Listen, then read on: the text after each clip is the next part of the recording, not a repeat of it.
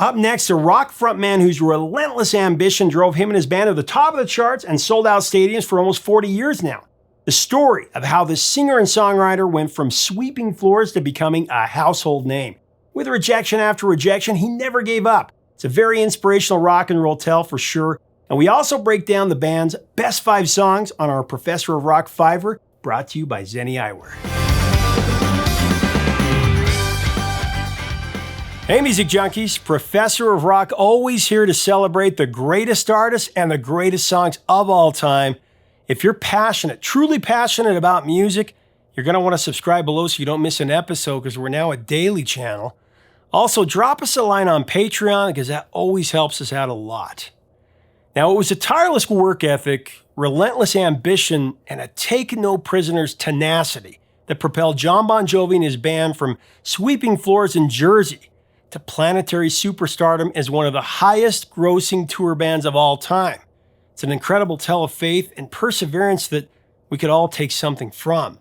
The rise of Jon Bon Jovi is a tale extolling the virtues of working your butt off. If you want it, you need to do whatever it takes to get it. That is the epitome of Jon Bon Jovi. Jon grew up in blue-collar Sayreville in New Jersey, and he started playing music in '75 at the age of 13. He met eventual Bon Jovi keyboardist David Bryan when the two were 16, and they formed a band called the Atlantic City Expressway. That was followed by Jon Bon Jovi and the Wild Ones, opening for bands on the local club scene. Jon's next band was The Rest, an act that opened for Southside Johnny and the Asbury Jukes. And with that experience came some invaluable wisdom from Johnny that JBJ used to form the path to stardom. The most important advice from Southside Johnny was to bring it every night, no matter if it's 200 people or 20. A teenage Bon Jovi took that to heart and injected that mantra into his mission for world domination. To make a little money and network with the music business, Jon got a job at his cousin Tony Bon Jovi's recording studio called the Power Station. His duties entailed gopher work such as running errands and sweeping the floors. Using his cousin's connections and what little money that he could muster, Jon hired some studio musicians to record a song demo. His plan was to get the song to radio stations and try to get them to play the demo. Jon sent the cassette demo of the song to every radio station and record label that he could think of.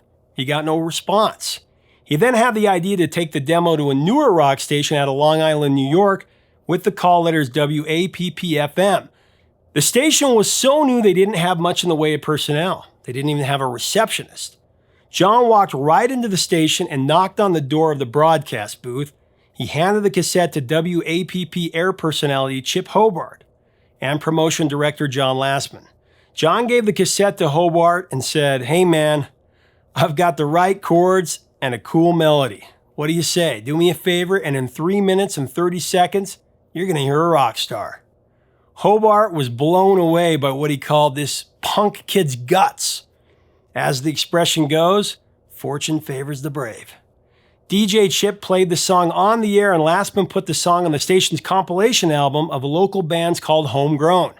As Lastman recalls, Bon Jovi was so impressive. He was persistent and supremely confident with laser focus. As a thank you to the radio station for including his song on their album compilation, Jon sent a bouquet of flowers to the VP of the company, likely paid for with money that he didn't even have. Recalled Lastman, after that gesture of appreciation, he remembered thinking, wow, that guy's good, he's going to make it. The song on the demo that APP played was Runaway, the track that became the first single by Bon Jovi and turned into a surprise regional hit, climbing to number 39 on the national US rock chart in '84. Jon Bon Jovi continued to work around the clock and getting the radio industry's attention. He introduced himself to the DJs at every station in every region. He did every interview that he could, including on-air interviews in the middle of the night. It didn't matter. Again, whatever it took. His attitude was, just give me a shot and I will prove it to you. Bon Jovi was signed to Polygram Mercury Records by famed A&R executive Derek Shulman, who was extremely impressed with how driven the band was to succeed, and he loved their story. After a few personnel changes, the band Bon Jovi was formed with a nucleus of excellent players. Jon Bon Jovi, the frontman and lead vocalist, of course. David Bryan, the keyboardist, who eventually co-wrote quite a few of the band's songs and became an accomplished composer in musical theater. including co-writing the musical Memphis and The Toxic Avenger. Tico Torres, of course, veteran drummer and background vocalist, most notably the backup vocal on the hit Born to Be My Baby. Just great. Richie Sambora. He replaced the Snake, Dave Sabo, as lead guitarist, of course, would later become the co-founder of Skid Row. Richie Sambora was extremely valuable to Bon Jovi's mega success as he was co-writer on many of the band's biggest hits, including Livin On A Prayer, You Give Love a Bad Name, Wanted Dead or Alive, and Bad Medicine. Richie left the band in 2013 to spend more time with his family and was replaced by Bon Jovi's current lead guitarist, Phil X.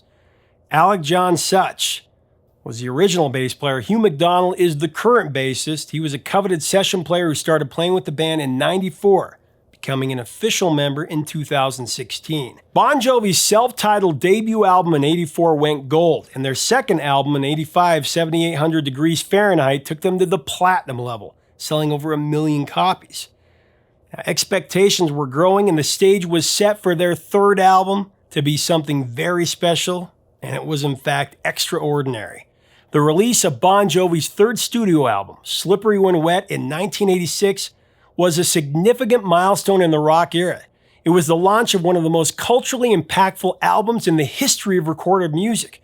Recognizing the band's enormous potential for breakout success, the Bon Jovi team pulled out all the stops to make a watershed record. The trick was how to achieve mass success without compromising the band's image. It was critically important to carefully calculate every move. The band retained veteran artist manager Doc McGee and hired the song doctor, Desmond Child, to collaborate on writing and crafting hit songs. Childs was not well known at the time, but his work with Kiss on crafting their '79 hit, I Was Made for Loving You, led to Kiss co-leader Paul Stanley recommending that Bon Jovi hire him.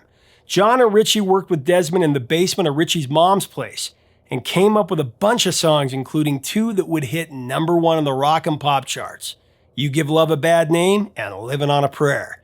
After all, at the end of the day, to make an iconic album, you have to have amazing songs.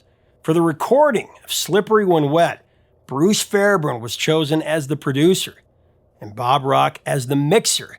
Now, both Fairbairn and Rock were very well-respected names in the music business, having worked with Loverboy on several records, including their classic, Get Lucky. Slippery When Wet was an instant success. It eventually sold over 28 million copies around the world. Everybody felt the effects of this epic album. It represented the height of pop culture in '86 and '87, and the irrepressible Jon Bon Jovi realized the fruits of his labor, becoming a rock icon. Now, lately, everybody on social media has been sharing pictures of the albums that influenced their taste in music. For '80s kids, this one is a no-brainer. Everybody I knew had this album when I was growing up. I lived in a subdivision with a lot of neighbor kids, around my age, and we'd ride on our bikes to this little country store where we'd buy Garbage Pail Kids, Mad Magazine, and comic books and candy. They sold some tapes. They had this one, and I remember saving up my allowance. I bought this tape. It was the soundtrack of '86 and '87. I remember having fake wrestling championships on our trampoline with Livin On A Prayer blasting into the boombox. It was our pump-up music. I used to duct tape a little dual cassette boombox to the back of my BMX bike, and I'd ride around, and me and my pals would just scream, "Shot through the heart," to the top of our lungs. I know you have similar memories. Even more keepsakes come to mind with the album New Jersey. I remember dedicating the song I'll Be There For You to this girl that I had a crush on. Called up our local station, Z103. I was also the music editor for our crappy little school newspaper in 6th grade, and I reviewed Bad Medicine. I gave it 5 stars. Anyway, Bon Jovi has sold over 130 million albums worldwide, making them one of America's biggest selling rock bands. They've performed close to 3,000 concerts, making them one of the highest grossing touring bands of all time, like I said. They were inducted into the UK Music Hall of Fame in 2006.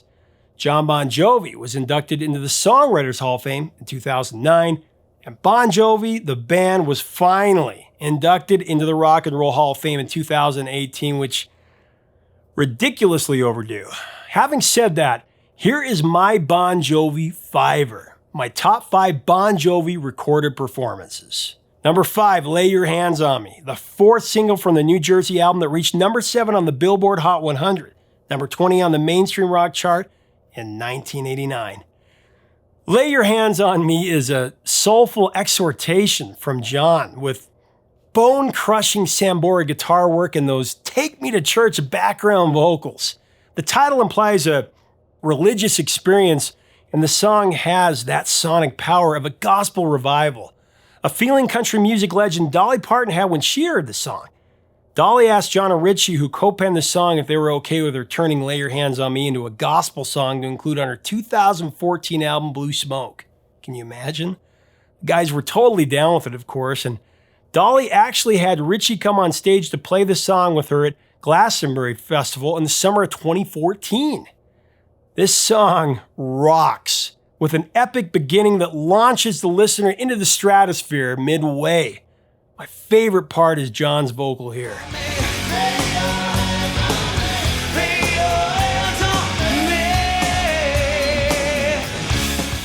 And number 4, It's My Life. Bon Jovi brought back the swagger of their Slippery When Wet days, with the return of Richie's talkbox and many other awesome Bon Jovi attributes.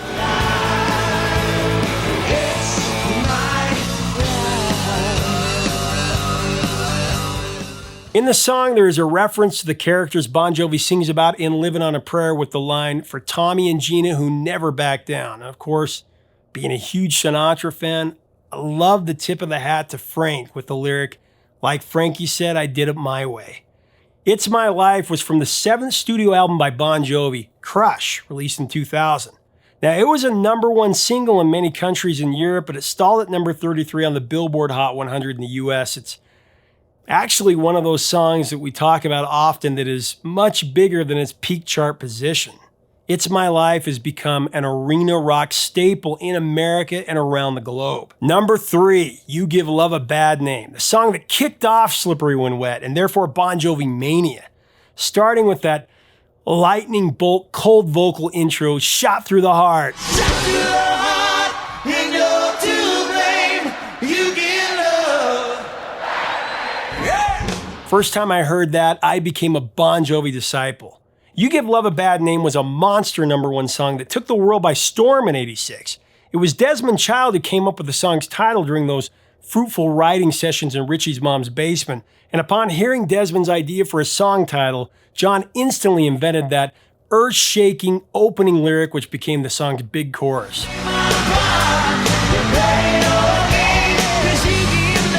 I mean, it's hard to read the lyrics of that song without belting them out at the top of our lungs, as I did many times as a dumb kid. It was a lot of what was to come. Number 2, Wanted Dead or Alive, a Western-flavored autobiographical ballad about a road-weary rocker who is lonely between gigs despite playing at sold-out arenas and finds it hard to distinguish between audiences. Now, the rock and roll lifestyle is exciting, but as this song says, physically exhausting and emotionally draining. Jon came up with the idea for the song one morning after a sleepless night on the tour bus. He drew further inspiration from Bob Seger's song, Turn the Page. On a still outside, wanted, dead or alive. Wanted was the 3rd single from the mega Slippery When Wet album, rising to number 7 on the Billboard Hot 100 and number 13 on the mainstream rock chart in '87. The tune has one of my favorite Bon Jovi lyrics with that line, "I've seen a million faces and I've rocked them all." I've seen a million faces and I've rocked them all. How many of you have anxiously waited for that part? Every time. The element that makes Jon's voice one of a kind is the overwhelming conviction. So freaking good. Richie really shines on Wanted. Besides co-writing this classic with Jon, Sambora demonstrates his incredible dexterity, particularly during the guitar solo where Sambora plays one of his trademark multi-neck 12-string Ovation guitars. Richie also has some wicked vocal exchanges with Jon Bon Jovi. And number 1, Livin On A Prayer, one of the most beloved tracks of the rock and roll era. This song truly demonstrates the timeless power of story and song. Livin On A Prayer is, of course, the saga of Tommy and Gina, two love-struck kids that are fighting their way through the adversities of the working class. Desmond Child co-wrote the song with Jon and Richie and stated the storyline of the song was inspired by the real-life situation he encountered with his live-in girlfriend in the late 70s. They too struggled to make ends meet but relied on their love to keep them strong and full of hope. In the real-life scenario, though, Desmond didn't work on the docks like Tommy. He was actually a cab driver. But Desmond's girlfriend, like Gina in the song, was in fact a waitress who worked in a diner. As undeniable as Livin On A Prayer is to our ears, Jon Bon Jovi was originally not very fond of the tune, and he wanted to leave it off the album. I mean, can you imagine Slippery When Wet or Bon Jovi without Livin On A Prayer? It'd be like the Eagles without Hotel California or Queen without Bohemian Rhapsody. I mean, Richie campaigned heavily to put this song on the album, and after getting a very positive response from some teenage friends he played the song for, Jon changed his mind and they added the track to the album. Livin On A Prayer is a pop culture phenomenon that resonates with generation after generation. My kids love it. Their kids are going to love it. No matter what class you hail from, where you're from, whatever, I think what makes this tune so relatable is that most people have felt the same struggles that the song's heroes, Tommy and Gina, were going through at some point in our lives. And the right song, as you know, can really inspire you and rescue you through the tough times.